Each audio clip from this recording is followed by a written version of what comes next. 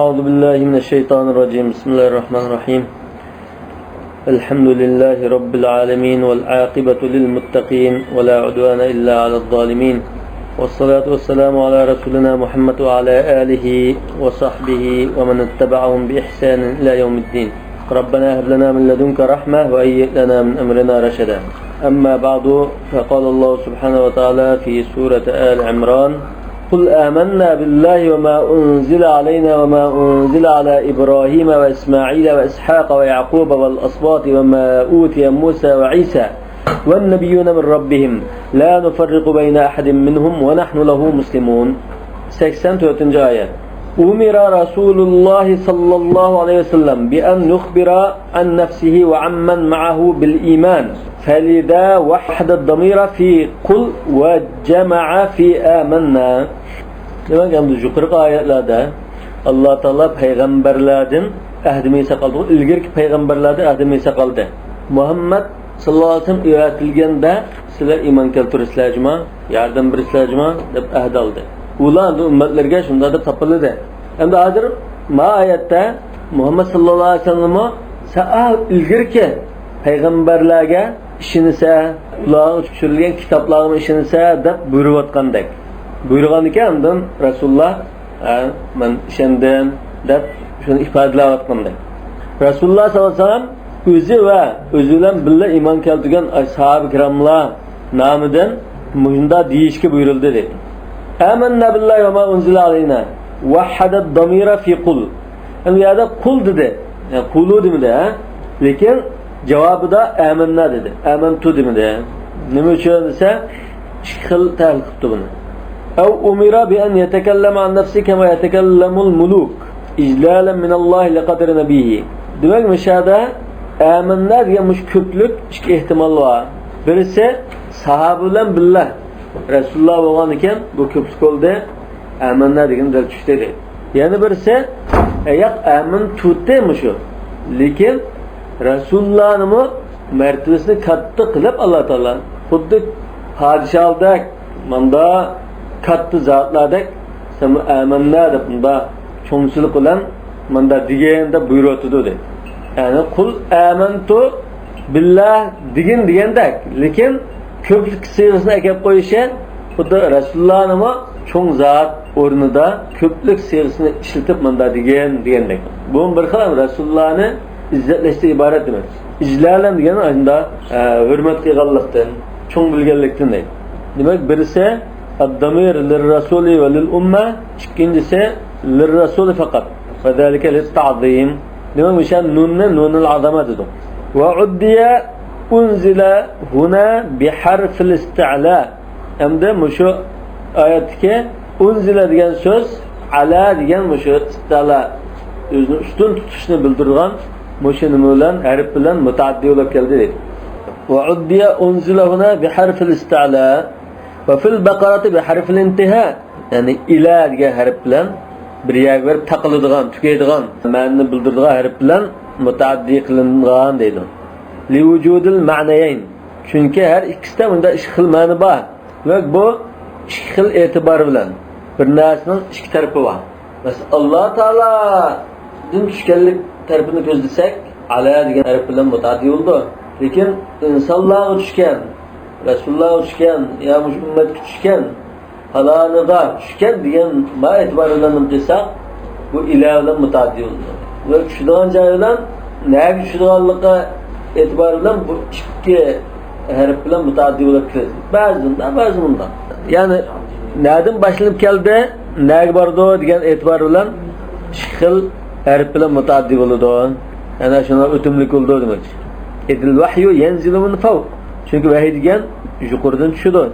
Ve yantahi ila rusul, peygamberlik verip to'xtaydi. Fajaa taratan bi ahadil ma'nayayni. Şuna ba'zida ya gah desek bo'ladi. Tara degan. Ba'zida ma ma'ni bilan keldi, ba'zida yana bir ma'ni bilan keldi dedi. Gah u ma'nda, gah bu ma'nda keladi. Demak, bunda odat ishlatishda farq yo'q. Abrum sura Baqaradan keldi va ma'nuzura ilayna deb keldi. Ma'da alayna deb keldi. Demek ikisi ikki xil narsa ko'zlab deyilgan narsa bo'lg'achqa, lekin bunda boshqa bir farqi yo'q demoqchi. Va qala sahibul lubab ibn al-Jazari ekan, al-lubab fi tahdhib al-ansab degan. Yoki bir tafsirning nasib bo'lishi mumkin. Tafsir kitobining nasib bo'lishi mumkin. Al-khitabu fil baqarati lil ummah qulu amanna bima unzila ilayna ma baqaradiksa. Baqaradagi xitob ummatga qilingan xitob. Ilayna dedi. Çünkü ayada qulu dedi mana. Qulu ko'plik bo'lganki ummatga qaratilgan xitobda bu dedi. Falam yasahha illa ila. Nonga ila demay boshqa so'zni ishlatish to'g'ri bo'lmaydi. Li'annal kutuba muntahiyatun ilal anbiya. Çünkü kitoblar payg'ambarlarga berib to'xtaydi. Va ila ummatihim jami'an. Yani ummatlarga berib to'xtaydi. Va huna qala qul va huwa khitabun lin-nabiy sallallohu alayhi vasallam duna ummatihi. Yani qul degani Mishadagi xitob hozir Rasulullohga xos deyilgan xitob, ummatga qaratilmagan bu so'z. Fakana laiqu bihi ala. Shunga uning loyiq bo'lgani ala degan harfda edi. Ila mas'ala munosib kelgan tabiat. Li'annal kutuba munazzalatun alayhi. Chunki kitoblarning hammasi shu Rasulullohga nozil qilingan. Rasulullohga tushilgan bo'lg'achqa shu alani keltirdi demoqchi. La sharikata lil ummati fi. U tushirilishda ummat unga shirik emas. Yani ummatning hammasi qanday tursa Jibril alayhisalom qilib hamma ummatga tang vahiy qilganmi? Yo'q. Endi bu sahibul lubab bunda farqi bor. Niyada xitob Rasulullohga, ayat xitob ummatga bo'lsin deb bunda ayirib baqdi. Ayirgandan keyin muallif hozir va fihi nazarun deb unga raddiya qilmoqchi. Bu aciz. Nima uchun? Li qawlihi ta'ala aminu billazi unzila alallazina amanu. İman etganlarga nozil bo'lgan dedi. Ya'ni payg'ambardan boshqa ummatlarni da'tidi. Undan keyin payg'ambardan boshqalarga alani ishlatgan yeri bor. Bunga bunda ishlatish keliyordi dedi. Bunda bani xosda payg'ambarga bo'lsa alani boshqa ummatga bo'lsa ilani ishlatamiz degan gap toza tutmaydi dedi. Fihi nazar degan nima bo'ldi? Boshqa bir qarashadi. Fihi nazar degan bu gapsa aciz degan. Fihi nazar ya bu istilah. Yani bunda bir qarab qo'yish va degan gap emas yani. Va fihi nazar degan bu daljiatdan aciz degan gap. Muhaqqiqning gapi emasmi bu? Muallifning gapi hozir. Ma ustida muhaqqiqning gapi bo'lmaydi. Muallifning gapi istiqsiqning ustida muhaqqiqning. Aciz demek ki qanday kitoblardan kelgan muallif mayna fihi nazar dedi. Demek hozir muallif yani İmam Nasafiy mishada mushu masalani tahqiqladi. Tahqiqlab zodi nima bu yerda masala degan hammaga unda ishlatish bor. Lekin A tarafini ko'z tutsa alani ishlatadi, ma tarafini ko'z tutsa ilani ishlatadi dedi. Demek at-tahqiq annahu la farqa baynahuma illa bil-i'tibar demakchi. Ve ma unzila ala İbrahim ve İsmail ve İshaq ve Yaqub ve al-asbat. Yana İbrahimga, İsmailga, İshaqqa, Yaqub'a, asbatlarga nazil qilingan narsalarga iymon etdik degan demakchi. Asbatdan bo'lgan maqsad avlod Yaqub demakchi. Asbat degan maqsad avlod Yaqub ve kafatuhum anbiya debdi. Yoki ma aslida ve kana fihim anbiya. Yani ularning hammasi payg'ambar yoki ularning bir qismi payg'ambarda demakchi ekan. Asbat degan nima bo'ldi? Arab tilida nevrilar degan bo'ldi. Lekin qizning o'g'li buning ichida emas. Merosda nima qildi u? Arliqqa kishi chirib qolsa, nima farq qildi u?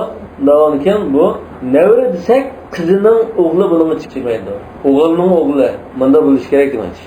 Demak, Yaqub alayhisalomning bolalari. Va ma unzila ala Ibrohim va Ismoil mushul hammasi bu va ma unzila degan nima endi shu? Ashulun azil qilgan narsani nima? Ibrohim alayhisalomdan suhuf. Suhuf maqsad ishadi. Va ma unziladan mishada suhuf. Suhufi İbrahim ve Musa. Tavratdan boshqa suhuf tushgan degan men chiqanda bundan Musa alayhisalom. Ya İbrahim mana, ha? Unzila ala İbrahim ve İsmail ve İshaq ve Yaqub ve al-asbat. Hozir bu yerda Musa'nın gibi yok mu amarlıkta? Annemizginde Suhuf İbrahim ve Musa dedi. İbrahim Musa'din.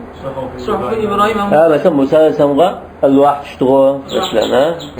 Yani Tevrat düştü. Aşını bile direkten buluşu mümkün. Suhuf İbrahim ve Musa. Muşu İbrahim, İsmail, İshaq, Yaqub, Asbat muşula hemmesi andu ve ma utiya Musa ve İsa muşula hemmesi Yahudi, Nasarala hemmesi degidek itiraf kıldıgan Hem meşhur olup ketken kitaplı olğaçqa aynan misal tariqasida, xat tariqasida tilga oldi.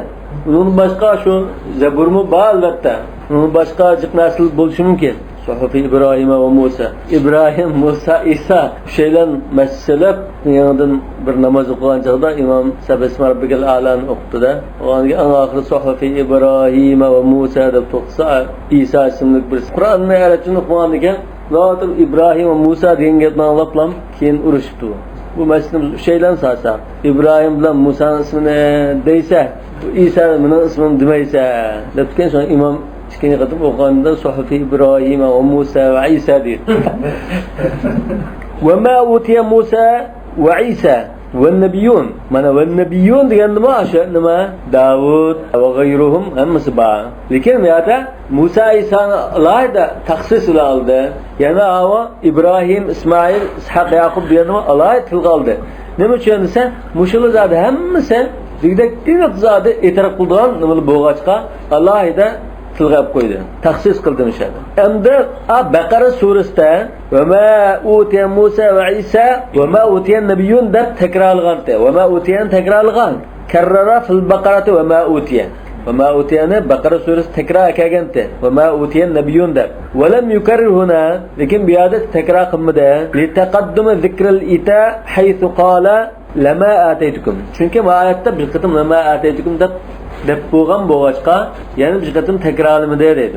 Min Rabbihim Parvardigardan Rabbidin degan. Endi min Rabbihim degan mush so'zni meni his qildirdi. Alloh taolo o'zini yaqin his qildirib turib ba'zlar minalloh ism bildi-ku masalan. Lekin min Rabbihim degan yani sizning Parvardigoringdan tushgan narsa bu. Shunda inom qilguvchi, iltifot qilguvchi, xabar olguvchi zotdan tushgan narsa demak. La nufarriqu bayna ahadin minhum. Biz ulardan hech birini ayirib etmaymiz. Ba'zi kishini ba'zi ishonmay unda shallo'tlig'ashni qilmaymiz. Yani fil iman bihim. Nima ayirib etmaymiz desa, ularga iymon keltirishda.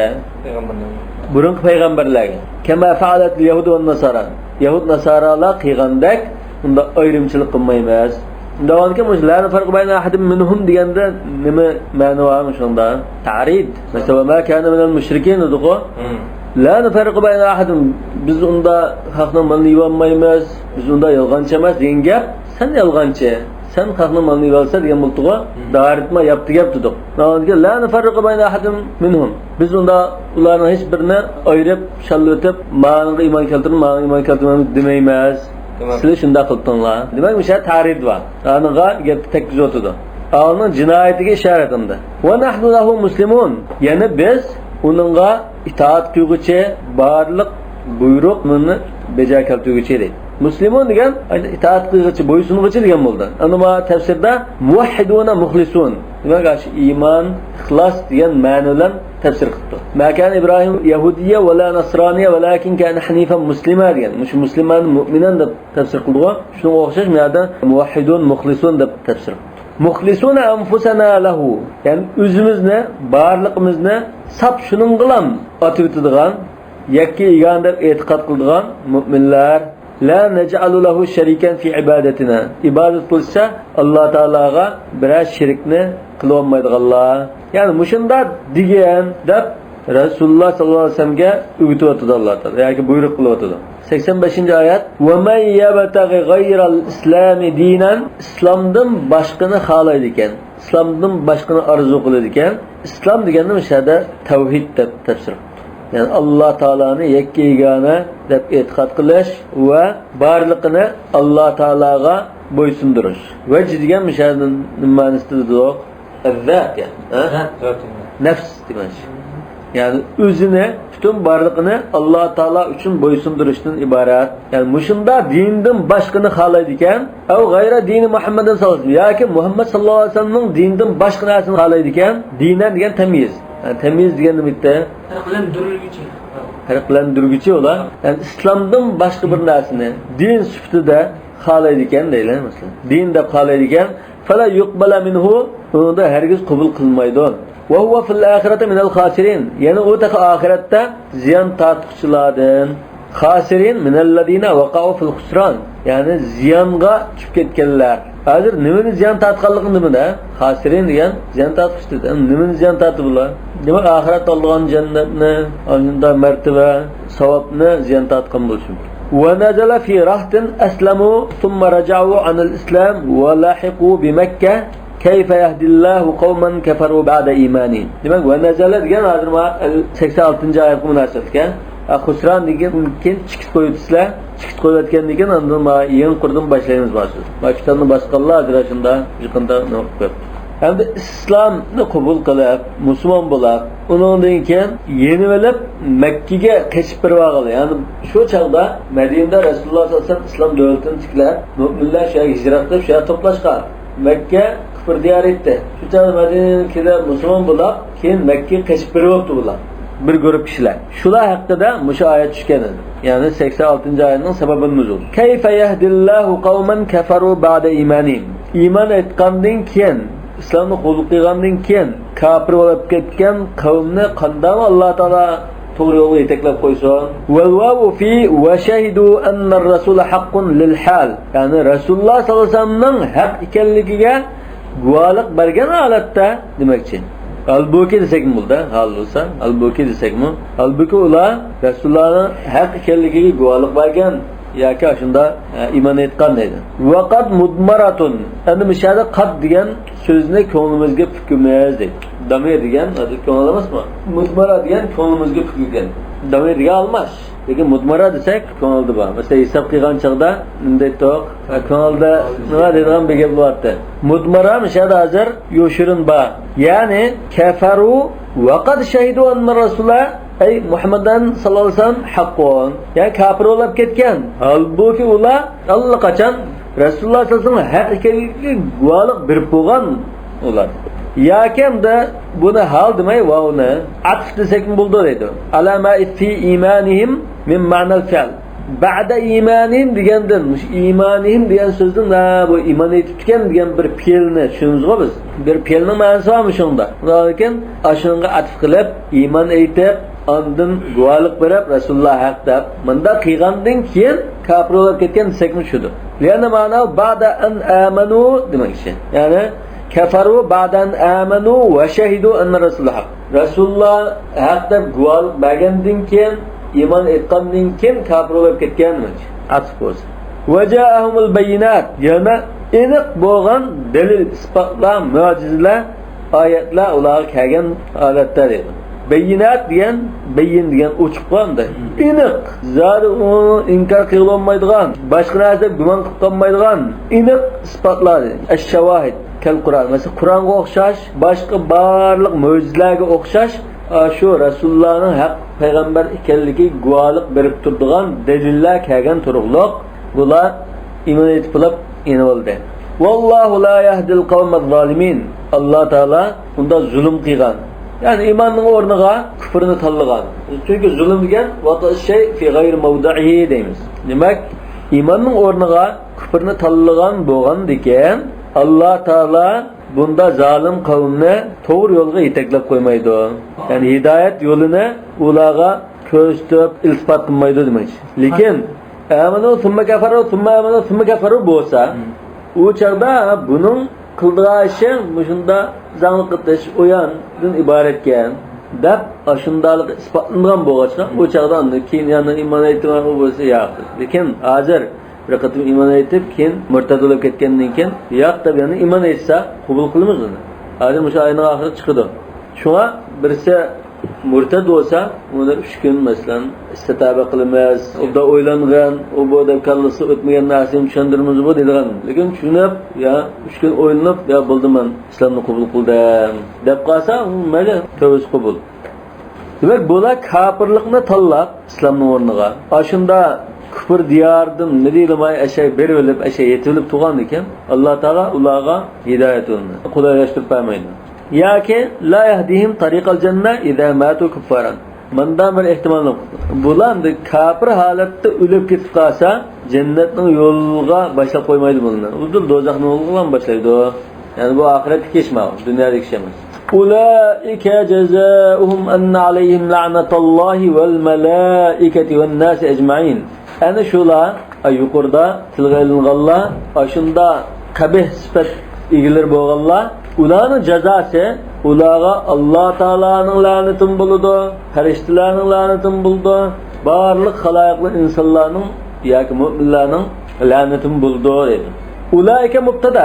Cezauhum mubtada sanin ya mubtadadan birisi var. Hani cezaumda yana bir mubtada var. Cezaum mudafun ilayh. Ama bu fi mahall rafa mubtada desek bunun haberi çoğusu enne aleyhim la'netullahi vel melâiketu ven nâs ecmaîn. Bu andan cezaumninki haberi. Hem de cezauhum bilen bu mubtada bilen haberi hemmisi birleşip durup a ulaike mubtadanın haberi. Ve huma haber ulaike. Ya ki cezauhum bedel ihtimal min ulaik. Ya ki yani bir ihtimal cezauhum degan ulaikeden bedel ihtimal. Yani şunun bir kısmını üstüde to'xtalib Aşularning boshqa hamma ishlarimiz shu jazosi haqida to'xtalgandek. Odatda badalni to'kib ayrim to'q, badal kul min kul, badal istimal, badal ba'd min kul, badal kul min ba'd bo'lamdi bunda. Yo'q, bo'lmaydi. Badal ba'd min kuldan bo'ldi. Ba.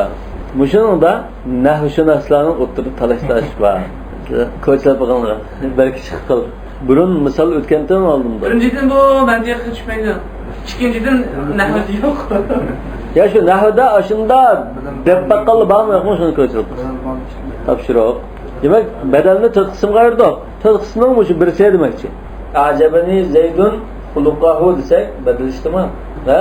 Demak, o'sha jazosi degan hozir badal ijtimo demakchi ekan. Badalning ahvolini nahvdan bilgaysizlar. 87-oyatda biz. Anna alayhim la'natullahi va huma khabaru ulaik أو جزاؤهم بدل الاجتماع من أولئك والملائكة والناس أجمعين. Demek bulağa aşağı meylanın laneti buldu. Ferişler aynı kıldı. والناس gelmiş. الناس hem insanlar mı?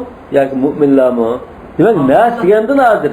Halidina halun minel ha'i vel mim fi aleyhim. Cezaؤhum enne aleyhim dedi o.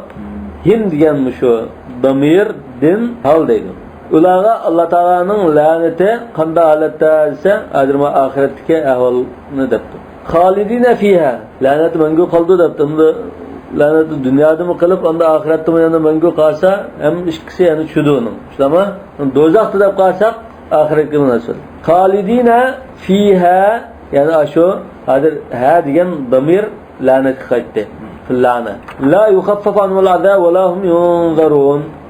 Ulardan azab yengilletilmeydi degandim Halidin fiha ko'pincha do'zax desek bo'ldi.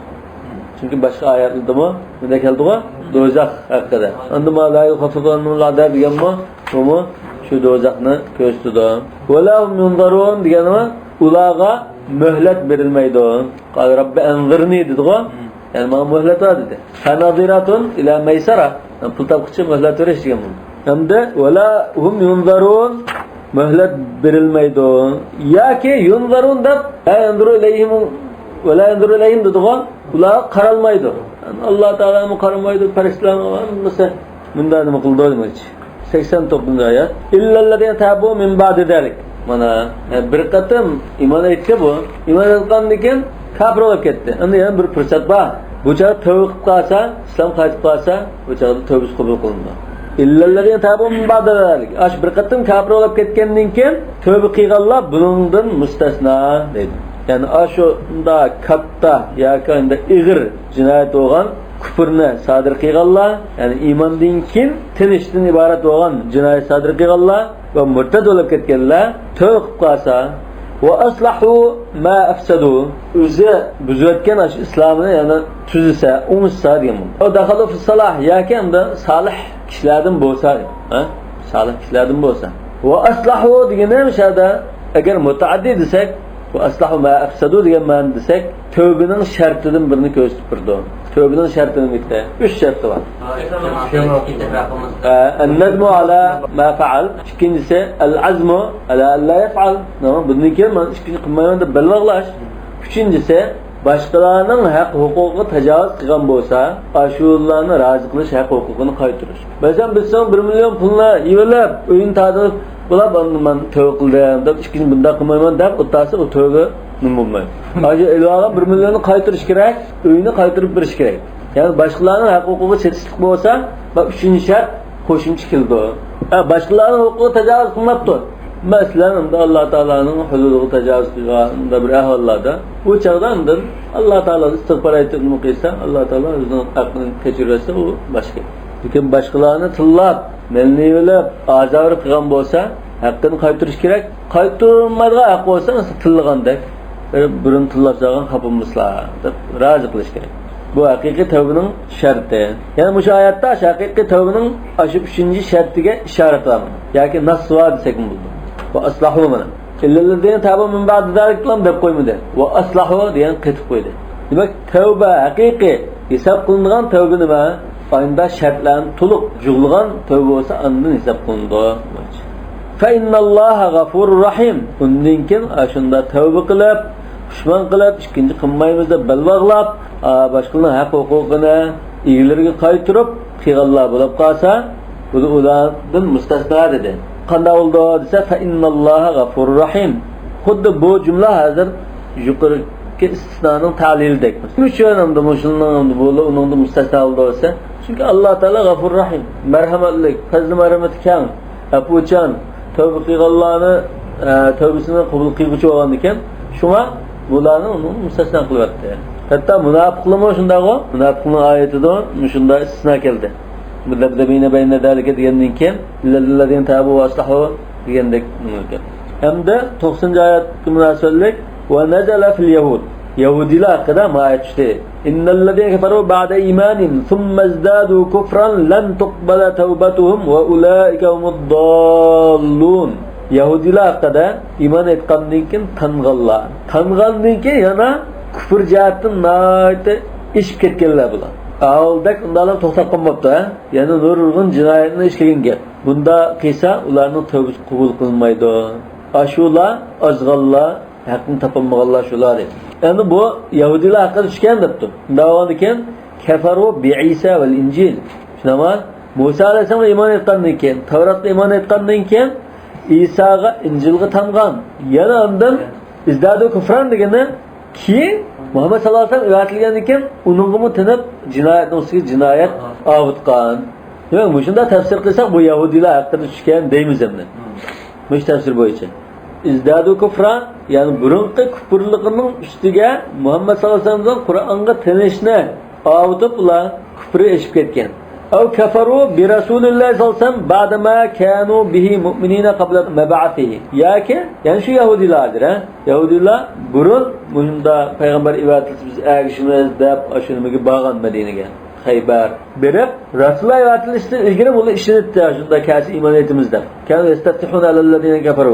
Lekin Rasululloh aytilgandan keyin hasadan min indan fusim kafir bo'lib ketdi. Thumma zadu kufran bi israrim ala zalik. Yani ashuni ching turib, texmo kufriyatdan eshib ketdi bular. Wa ta'nim fihi fi kulli vaqt. Davomliq Rasulullohning payg'ambar ekanligida, Qur'onning haqligida shubha ta'minni o'ttirib chiqarib ziyonkashlik qildi. Endi bu yuqori qilsa hammasi Yahudilar haqida nazil bo'lgan degan tafsirga asosan. Endi bu ikkinchi tafsir, "Aw nazala fil ladina irtaddu va lahiqu bi Makkah." Bayatın oyatda bir guruh kishilar iymon etib Makkaga qochib kirib oldi dedi-ku. Mushayat adir ashular qilib tushgan demakchi. Wa ziyadul kufr an qalu nuqimu natarabbasu bi Muhammadin raybal manun. Endi bundan kufr jihatdan eshib ketgan ahvol nima ekan? Biz mush Makkada turib Muhammadning o'limigacha biz saqlab qo'yaylik. O'lsa shunlar kalsak qutulamiz. Deb mishada tuttirlar deganlar ekan bular. Yani bu guruh Makkaga qochib beribdi. Bervagandan keyin Makkada yetib vaqtning o'tishi bilan, zamonning o'tishi bilan Muhammad qirib o'ldi. Shundan asli bu ishda muqtilmas deb saqlab yotgan ekan. Qur'on Karimda bag'o am yaquluna sha'irun tarabbasu bi raybal manun. Manun dedi, raybal manun dedi. Rayb deganni men bilmas. Rayb degan shak masalan, yoki bearamlik degan bo'ldi. Shakmi shu bearamlikqa, ya'ni sening diling narsaga o'rnamay, bunda bearam bo'lsa shak bo'ldi shu. Shunga al-qalaq deymiz. Bunun asli tigi bearamlik, rayb degan so'z. Shun laban rayb deganmi? Do'g. Do'g. Laban rayb deganda shunda qil ilishtirgan, beram qilgan narsa bo'lgan laban rayb. Demak al-qalaq degan bo'ldi.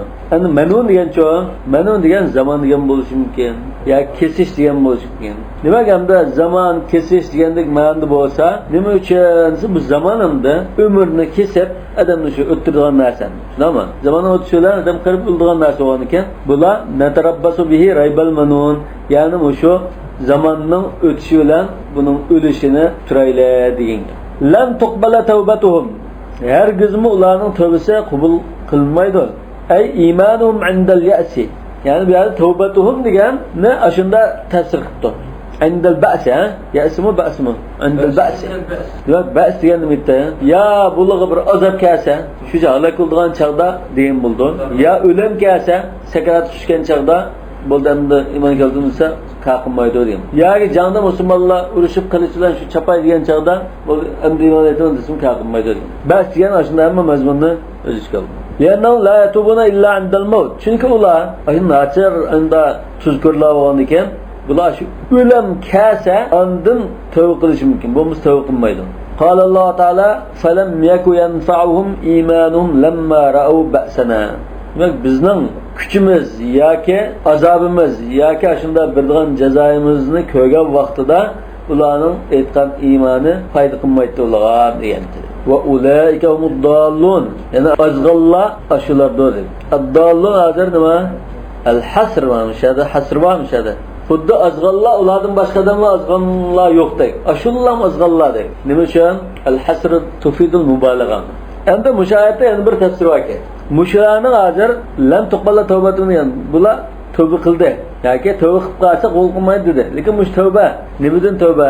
Bular kofirlik ekan. Kufrlik qildi. Keyin nurg'un jinoyatlik qildi bular. Payg'ambarni masxara qildi, musulmonlarga urush ochdi, jangash qildi, o'tdi. Shunama zino bayish qildi, nurg'un jinoyatni qildi. Keyin undan bu tövbe qilgan chaqda kufrligidan tövbe qilmay. Shunda gunohni qilib solgandik, bunda jinoyatni qilib solgandik, ashundan tövbe qildi deb. Nima hozir tövbese kufrdan yenish emas, kufrlikka yana shu. Rasululloh yana tiniqlik ular. Qur'onga yana tiniqlik. Lekin qilgan ba'zi bir jinoyatlardan tövbe qilgan. Undan keyin bunning ma qilgan tövbesi qabul qilmaydi. Demak, kufr bilan birga gunoh qilgan. Bular hozir gunohdan tövbe qilyapti, kufrdan tövbe qilmadi. Undan keyin ash kufrda ching tug'an ekan, gunohdan qilgan tövbesini qabul bo'lmaydi. Şu tövbesi red qilinib ketishi, kufrdan tövbe qila oldilar. Kufrdan tövbe qilmasamiz baka degandek. Mush masala nimaga munosabatlik? Al-kuffar mukallafuna bi furu' shari'a. Usuli masalalarning birisi halil kuffar mukallafuna bi furu' shari'a deb mesela Bidayatul Mujtahid'da tafsirda o'tdi. Buning rajih qarash mukallafuna bi furu' shari'a. Lekin bulardir kufr jinoyati sodir qildi. Uningdan boshqa odam o'tdi, musulmonlar urushdi, Rasulullohni masxara qildi. Kur'an'ı mesxir qildi, boshqalarni dindan yandirish uchun narxil shubhalarni o'tirib chiqadi. Bunda nurg'un jinoyat, zino bayish qildi, o'g'irlik qildi, boshqalarni yo'lda jazoni qildi masalan. Oynajib. Bo'lgan ekan, bular kufrlikka bir azoblanibdi. Zinoga bir azoblanibdi. Musulmonlarga bergan azobga bir azoblanibdi. Demak, azob undan silinibdi. Qalu ma salakakum fi saqar. قالوا لم نكن نصلي ولم نكن نطعم المسكين وكنا نخوض مع الخادمين وكنا نكذب بيوم الدين. Namaz o'qimaganligi bir jazo. Miskinga tamoq qo'ymaganligi yo zakat qo'ymaganligi uning bir jazo. Dinni masxara qilgan va kaza uning bir jazo. An nukazzibu bi yawmiddin degan kufrlik qilgan uning bir jazo. Endi jazo bor demak. Endi hozir bular jinoyatdan ikkiga bo'lsak, birisi kufrlik, birisi butun ma'siyat gunohlar desak, kufrlikda ching turaverib, ma'siyatdan tövbe qildi. Yani bu ikkinchi tafsirga asosan. Nima ekan? Kufrlikdan tövbe qilmagan yoki to'liq bir butun tövbe qilmagan ekan, yo'qsin bu gunoh qilmishlarning qarta tövbe qilsang qabul qilmaydi deb rad qilyapti. Hargiz qabul qilmaydi. Yani bu ikkinchi tafsir. Bumi bir tarafdan hali tushib qoldi ekan. Osh oyatning kalkasida olsa shu bar Qur'on shariat degan gaplar inshaalloh qilindi. Shu biz rajih bilqor jalliq. 91. ayet. İnnellezîne keferû ve mâtû ve hum kuffarun felen yuqbala min ahadihim mil'ul ardı zeheben ve lev iftedâ bih. Ulaika lehum azâbun alîmun ve mâ lehum min nâsirîn. Hakikaten kafir oğallar, kafir altı ölgenler, uların bütün ziminde lık kâgidek altın tülen basımı ulardan qabul qilmaydi dedi. El-fâfi felen yuqbala yu'zinu bi ennel kelâme buniya ala şart vel ceza. Falan yuqbal yani fail çırpqan ekan, bu yerda shart va uning javobi degandek bunda bir qurilma bor ekan bu yerda. Shu so'z ashunda qurilgan ekan deganni bildirdi. Yu'dini degan ya'ni ashuni bildirdi, his qildirdi.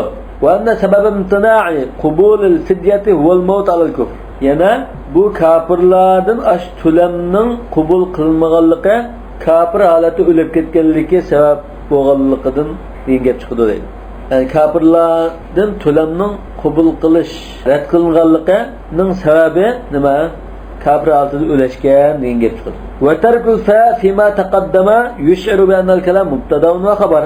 Endi ilgirki oyatlarda cho'ng, ilgirki oyatda innallazina kafaru ba'da imanihim thumma zadu kufran lan tuqbala dedi. Falan tuqbala dedi. Tamam?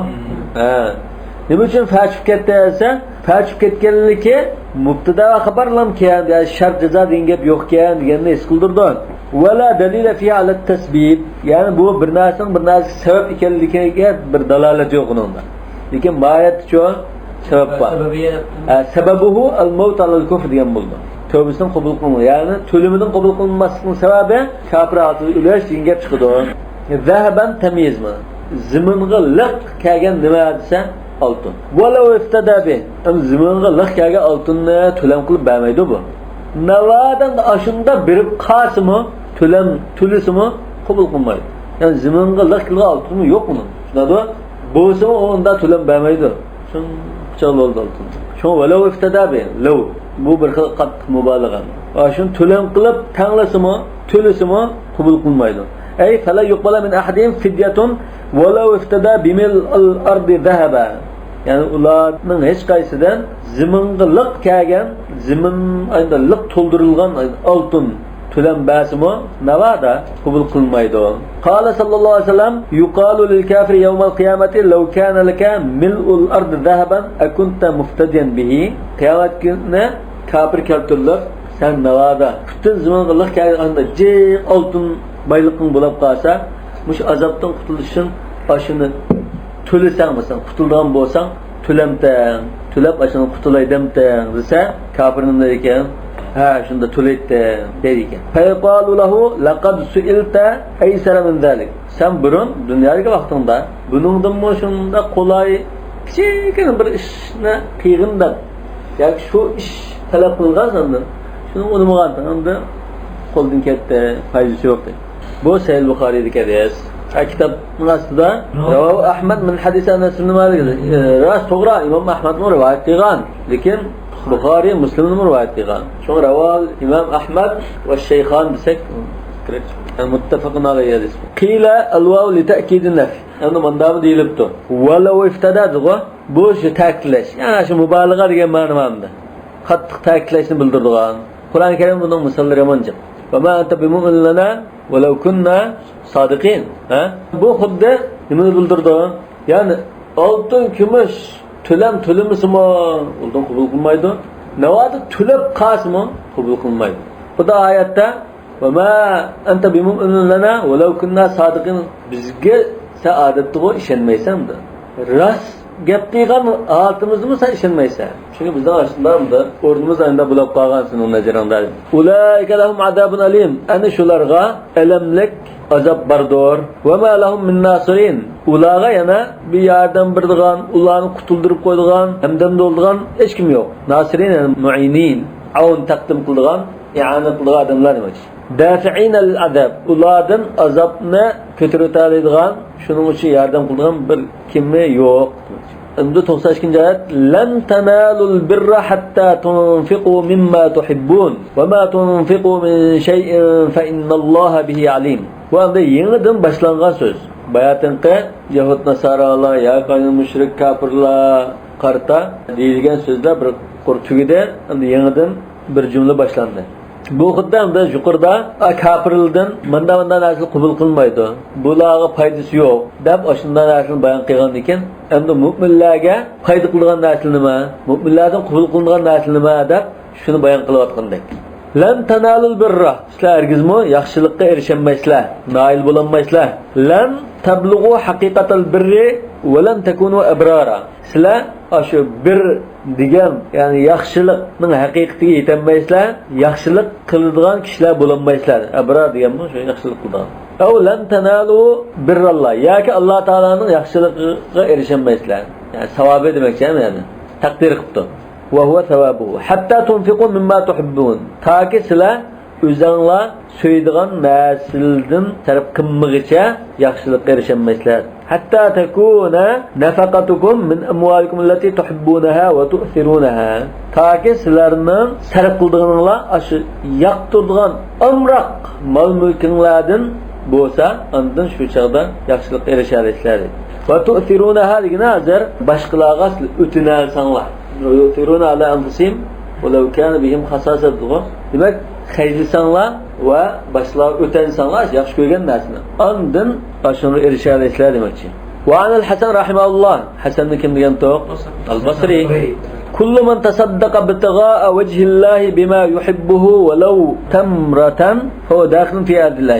Hasan Basri aytdi, Alloh taolaning roziligini ko'zlab bir tal xo'minchilik narsa bo'lsa-mu, sadaqa bergan kishi mushu oyatning ichiga kiradi debdi. Mushu oyat tushdi ekan. Yani az bo'lsa-mu, ittaqulloha walau bi shiqqi tamra. Chunki az bo'lsa-mu, keyin oxiratda mizonga qo'yilganda azdan tamchi ko'llar deb jiq narsa xo'shab ketimiz ko'rib, anim bo'lsa mushu yaxshilikni ajab asqatda deb.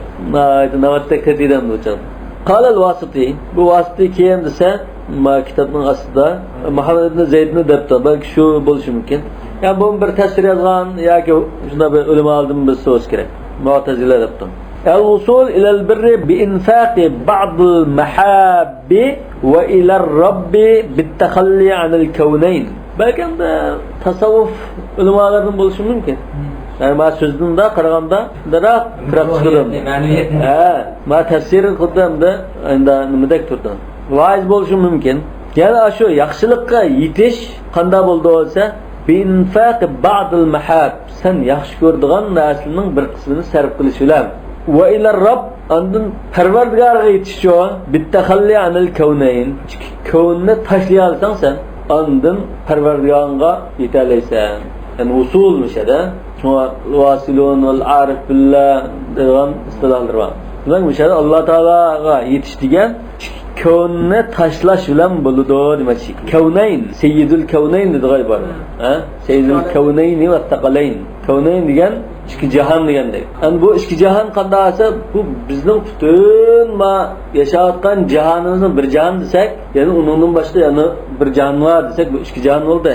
Yoki zimin bir jahon, butun osmonlar bir jahon, yoki insonlar, jinlar degandek. Shu mushuna boshqa bo'lgani qaraganda bu dunyo oxirat degan yaqinroqmikin deyman. Demak, taxalli anil kavnayn, yani butun jahonni sen tashlab Xudo zuhd deb qo'ymasan. Ashuna tashlab, uni parvo qilmay butun barliqing aşı maqsad nishoni Alloh taologa yetishlan bo'lsa, shu joyda birga yetgan bo'lsa demoqchi. Bu tasavvuf ahlining tafsiridek turdi. Wa qala Abu Bakr al-Warraq, bu 378-yili vafot bo'lgan bir olimkan. Kitoblar o'qib ketgan bir olimkan. Shu bazı kitapları bunda adetken. Lan tanalu birri bikum illa bi birrikum bi ihwanikum. Taksila qarindishinglar yaxshilik qilmoqcha, mening yaxshiligimga erishmaysilar. Ve bu bir tafsir kitob yozgan bo'lsa, shu tafsirda shunday dedi. Wal hasil nima? Uyg'urcha wal hasil deymiz. Wal hasil annahu la wusul ila al-matlub illa bi ikhraj al-mahbub. Ve xulosa demoqchimda. Maqsad murodga faqatlam yaxshi ko'rgan umroq narsalarni chidab bunda chiqarsang, ondan erishalaysan, maqsad murodga yetalaysan degandek. Matlub shu oxirat bilan yana. Oxirat, Allohning roziligi, albir masalan. Hammasi nima jannatdan kechmoqcha jannatga yetkazolmaydi degan so'z bor. Shuni tushungan. Va Umar ibn Abdulaziz annahu kana yashtari a'dal as-sukkar yoki sukr desak bo'ldi. Va yatasaddaqu biha. A'dal degan xalta tag'a degan bo'ldi. Adl. Xuddi masalan biz bir to'giga yoki bir eshakka yo bir qichiga mal olsa qanday qilib, xuddi xo'jindek mayanga tang barobar qilib atimizga bir tarafga jiqrab olib qolsa tushib so'nagan bo'ladi. Adal degan ashunda bir tag'ali, xo'jindek tag'a masalan. Demak, ashunda bir xalta tag'alab shika yo kompot deyiladi. O'z vaqtining kompotlar, taniq narsalar, pastilari. Tag'alab, xo'jinlab taniq turmini setib olib sadaqa qildi ekan Umar ibn Abdulaziz. Qilgan ekan, faqila lahu lima la tatasaddaqu bi thamana. Bu ataytum buni elib, buni sadaqagacha pullam sadaqa qilmasam bo'lmamdo deyilsa, Umar ibn Abdulazizning javobi li anna as-sukkara ahabbu ilayya fa aradtu an unfiqa mimma uhib. Chunki manba amroq uningda. Shu amroq narsadan sadaqa qilay degandan debdi. Oyatda bor. Mushu oyatning nimasini amaliy bir nima qilib bakmoqchiman. Rast deganda hamda shu amroq narsani chiqarish endi ta'sir. Shunga Abu Talha radhiyallohu anhu Rasulullah masjiddan oldi beg'iyotdi. Bayruha deb. Bayruha degan beg'iyotda Rasulullah ba'zida kirib, uning nimasidan suv ichib, yeb, bunda qildi. Mush oyat tushgan chaqda Abu Talha al-Ansari Rasulullah kelib, Alloh taolo bunda debdi. Mening shunda qarasam, eng ashu men umraq mal mulkim shu Bayruha beg'im. Bunda olgan shu Bayruha beg'im Alloh yo'lida men sadiq qildim. Qanday tasarruf qilsizlar? Siz bir taraf qilsizlar deganiki Rasulullah undan baxin dalika bay'un ra'ih yoki rabih ra'ih yoki rabih degan bu shunda foydaldigan obdan setib qolgan sen jannatni foydalding hozir. Yani birini foydalding. Yoki ra'ih degancha bu so'zetiq aşı qiyomatga sendan burun oldin berib turdigan qiyomatga berib sana asqatadigan savdo degan. Ra'ih degan yani aldın kesip durdular mı? O rivayetim var, rayihdir. Bakın degan nima bo'ldi? Vay. Pah. Lekin Rasulullah shu chaqda buni sen namrat urug' tuqqanlaringga sadiq qilib. Yani Rasulullah voy nayta Allah rahmat qilsin. Mana musulmon bunda oxirat ko'zlaydigan musulmonga bunda bo'lish kerakdir. Akaslar to'plam bir qidirliklar nima qilib bo'lgan. Nima? Lekin ashu kishiga nisbatan unda boshqa taraflarni ko'zlab, urug' tuqqanlari bunda endi ko'z shudo nima? Shu bunda keyin sadiq qilsa urug' tuqqanlari bizga ishga ba'zi umumda bir deb qilishi mumkin. Shuna Allohning rasuli o taqalni ko'rsatib nima qildi? Nimalaringa bergandir. Shuna Hasan ibn Sabit yana boshqa sahabalar shu urug' tuqqanlari bo'lgan sahabalarga taqsim qilib bergan shu. Zakatni jaqlagan yaqin bo'lgan sabzlar. Ya, silrahim bo'ldi. Qo'shimcha. Wa ma tunfiqu min shay'in fa innalloha bihi alim. Mana yuqorida tunfiqu mimma tuhibbun dedi. Bu xuddi xasga o'xshashi. Sizlar yoqtiradigan narsa.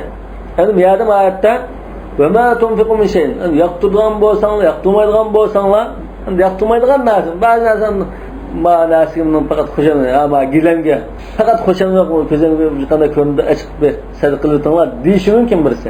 Shunama bu bo'ldiqashim. Buni ishlayman boshqa bir nimani alaylar deb shu. Demak, ashunda sen yoqtirmaydigan narsa bo'lsa-mu, sadiq qilsam Alloh taolo yani uni qabul qildi demak. Yani sahabilda ashunda nima qilganlik chiqindi. Amaliy bunda yaxshi ko'radigan narsani sadiq qilganlar. Masalan, Ibn Umar bir dediki bor ekan. O'zi bek amroq ekan bu. Mush oyatga asosan men dedikimni azab qilyapti. Deb ana yaxshi ko'radigan narsa deb, ana yaxshi ko'radigan narsani sadiq qilyapti. Shunga o'xshash anda yaxshi narsani tanlab sadiq qilganlar bor. Va ma tunfiqu min shay'in va ma andan shay degan hammasi nimani bildirdi? Umumni bildirdi. Qanday narsa bo'lsa, amroq bo'lgan amroq bo'lmanglar, xaylisanglar, oz bo'lsin, ko'p bo'lsin, qanday bo'lsin, fa innalloha bihi alim. Allah Taala onu qabul qildi, savob berdi. Ay huwa alimun bi kulli shay'in. Yani hammani bildi, kichik narsa bo'lsin, cho'ng narsa bo'lsin, amroq bo'lsin, amroq bo'lmasa hammani bildi. Tunfiqunahu famujazikum bihasabihi. Sizlar xayzigan hamma narsani bildi, ondan bilgan bo'lgan ekan, shuningga loyiq ravishda sizlarga jazo mukofot bergishidir. Wa min al-ula lit-tab'id hatta tunfiqu mimma tuhibbun deganki min bir qismini degani bildirgan min deydi. Liqira'ati Abdullah hatta tunfiqu ba'da ma tuhibbun. Ayda qira'atlar o'qitgan ba'da ma tuhibbun. Bundan keyin mushu qira'atdan bizlar minning ma'nosini oydinlashtirib oldik. Yani bir qismini, yani hammani nima qilmasangmi, yaxshi ko'rgan narsaning bir qismini Alloh yo'lida qaydisan, sarf qilsang, birga yetaraysa degan ma'no chiqarman. Endi Abdullah degan kim ishadi? Yo'q. Ibn Mas'ud. Shu Hasan desak, Hasan Basri dedik. Endi Abdullah deb nomida kelib qolsa, Abdullah ibn Mas'ud. Abdullah ibn Abbas deb qolsa, Ibn Abbas deb qo'ydi. Abdullah ibn Umar va Ibn Umar deb qo'ydi. Lekin Abdullah deb mutlaq kelib qolsa, Ibn Mas'ud. Boshqalarni dadsidan billah aytadi. Va saniyatu lit-tabyin. Yani xuddi tamyizga o'xshash nimadan degandek, ikkinchisi qanday narsadan ekanligini bildirgan men deydi. Yani qanday narsadan bo'lsin, degandek. Yuqoridagisi siz yaxshi ko'radigan amroq narsalaringlardan bir qismini degan bu. Kanal infaqu tayyiban tuhibbunahu aw khabitan takrahunahu. Siz yaxshi ko'radigan obdan narsa olsun, ya yomon ko'radigan sal nasharoq narsa olsunmi, sarf qilsanglar, buni biladigan khabitan takrahunahu degan xuddamda birisiga masalan bir harom mol kelib qopti deydi. Ya harom miras kelib qopti. Ya anda qo'liga shunda bir harom mol tushib qopti. Ya burun harom tijorat qilib, bu tavba qilib, nima qilgan ekan? Anda tavba qilgan ekan, bu harom mol qildi. Nima mushuni sadaq qilsangmi degan gap. Sadaq qilsangmi, Alloh taolo bilib turguchi. Albatta, unda harom molni sadaq qilsa qabul qilmaydi. Mana bunga nafaqa zakat olmasın sadaq xayrisan. Sarf qilish, sarf xayrilash, sarf qilish. Zakat olmasan yaxshi bo'ladi. Şu harom molning zakati yo'q shu. Demak, fa innalloha bihi alim degan javobi shartninki ta'lili. Chunki deymiz. Fa innalloha bihi alim. Yani Alloh taolo endi alim bo'lgan ekan, sizga nima qilib berdi? Shunga qarata jazo berdi. Vallohu a'lamu bis-savab. Subhanakallahumma va bihamdika ashhadu an la ilaha illa anta astaghfiruka va atubu ilayk.